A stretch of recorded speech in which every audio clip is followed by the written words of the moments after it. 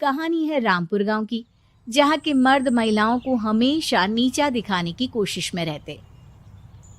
अरे अभी तक खाना नहीं आया, क्या मुझे एक और शादी करने की जरूरत है? नहीं जी नहीं, ऐसा मत करना, वरना मैं कहाँ जाऊंगी। खाना लेकर मैं अभी आई जी। गांव की पंचायत में भी फैसले हमेशा औरतों के खिलाफ ही रहते। मैं जो फैसला सुनाता हूँ वो भगवान की आज्ञा होती है। इस लड़के ने अपने मन से शादी करके अच्छा नहीं किया। लड़के को घर भेज दो और इसकी शादी इसकी जाति की किसी लड़के से करवा दो, लेकिन ये लड़की, इसे तो गांव के बाहर निकाल दो। नहीं नहीं जमींदार साहब, ये क्या बोल रहे हैं? ऐसा नहीं हो सकता। मेरी बेटी मासूम है, इसे अच्छे बुरे की समझ नहीं है। अरे कहाँ जाएगी ये बेचारी? कहाँ जाएगी? इतनी चिंता है तो पूरे परिवार का गांव निकाला कर देते हैं। बेचारे पूरे बसे बसाए परिवार को गांव छोड़ना पड़ता है। चाहे जो हो, अगर बेटियों को कंट्रोल नहीं कर सकते तो गांव में रहने का कोई मतलब नहीं है। यहाँ औरतों को दब कर रहना होगा। कोई भी अपने हिसाब से कुछ नहीं कर सकता, सब ईश्वर की मर्जी से ही होगा। तभी गांव का एक आदमी दौड़ा दौड़ा आता है। सरपंच साहब, जमींदार साहब, वो कालिया है ना, उसकी बेटी पढ़ने के लिए शहर जा रही है। अच्छा, ये कब हो गया? और कालिया की हिम्मत कैसे हो गई ऐसा करने की? लेकर आओ उसे और उसकी बेटी को। बस फिर क्या था, हाजिर हो जाते हैं कालिया और उसकी बेटी सरपंच के सामने। अरे कालिया, ये क्या सुनने में आ रहा है? बेटी को इंजीनियर बना रहा है तू? और ये बता, गांव में तो स्कूल नहीं है, फिर कहां से इतनी क्लास पास कर गई तेरी बेटी? राधा, जो कि कालिया की बेटी है, उसे लगता है कि सरपंच उसकी तारीफ कर रहे हैं। सरपंच जी, मैंने ऑनलाइन पढ़ाई की है, डिस्टेंस लर्निंग से। सभी में मैंने अच्छे नंबर पाए हैं, जिसे देखते हुए शहर की इंजीनियरिंग कॉलेज में मुझे स्कॉलरशिप मिली है। वाह जी वाह, क्या होती है ये?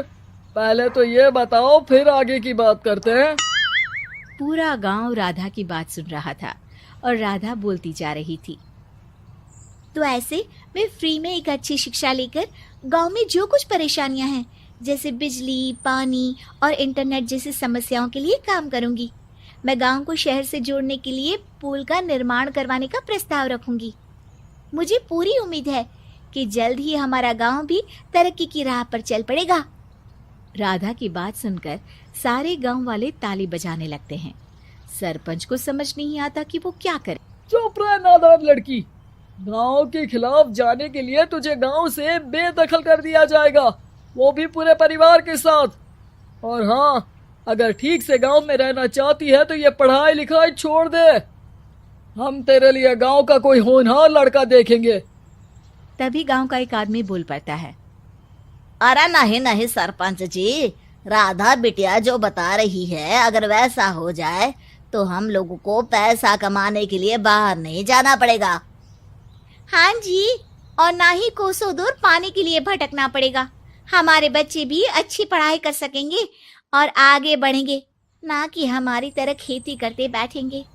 क्यों गांव वालों, राधा बिटिया का साथ देना चाहिए ना। सरपंच देखता है कि गांव राधा के साथ है तो वो चुप हो जाता है। वो घर आकर अपने सलाहकार से बात करता है, जो बहुत ही चालाक किस्म का इंसान होता है। अरे सरपंच साहब, आपको बहुत ही होशियारी से काम लेना पड़ेगा। एक बार गांव तरक्की कर गया, यहाँ के बालक पढ़ लिए तो कोई ना पूछेगा आपको। और फिर ये जो बेटा और बेटी है ना आपके, इनको भी आम लोगों की तरह ही जीवन जीना होगा। हाँ, लेकिन करे तो क्या करे? वो ना आप मुझ पर छोड़ दीजिए, बस मैं जैसा बोलूं करते जाइए। अगले रोज सुबह जब गांव वाले सोकर उठते हैं तो राधा के घर के बाहर और साथ ही वो लोग जिन्होंने राधा का सपोर्ट किया था, उनके घर के आगे लाल रंग से कल आऊंगी लिखा होता है। कल आऊंगी, यह क्या होता है? अरे यह तो खून से लिखा है, लगता है कोई